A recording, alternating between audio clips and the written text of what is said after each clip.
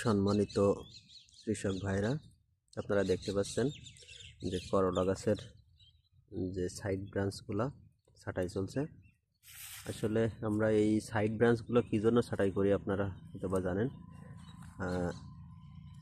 এই সাইড ব্রাঞ্চগুলো ছাঁটাই না করলে ওই গাছের গ্রোথটা ধরে রাখতে পারে না। প্রথম দিকে গাছের যেই শিকড় বা খাদ্য গ্রহণ করার ক্ষমতা থাকে সেটা যদি সাইড ব্রাঞ্চ রাখা হয় সেক্ষেত্রে ওই গাছের দুর্বলতার সৃষ্টি হয় এবং মেন যে ডুগাটা বা লতাটা সেটা দুর্বল হয়ে পড়ে। এই জন্য আমরা সাইড ব্রাঞ্চগুলো কেটে দিলে খুব দ্রুত গাছের গ্রোথটা থাকে, দীর্ঘস্থায়ী হয়।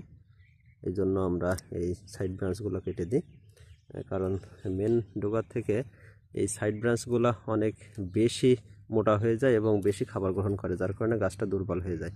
এই জন্য আমরা 1 থেকে 1.5 হাত পর্যন্ত যদি আমরা এই সাইড ব্রাঞ্চগুলো ছাঁটাই করে রাখি, সেই ক্ষেত্রে আপনারা দেখবেন যে গাছের গ্রোথটা ঠিক আছে এবং গাছের যে আয়ুষ্কালটা অনেকটাই বৃদ্ধি পায়। যার কারণে আমরা এই গাছের আপনার সাইড ব্রাঞ্চগুলো ছাঁটাই করে থাকি, যাতে আমাদের গাছটা লং লাস্টিং করে।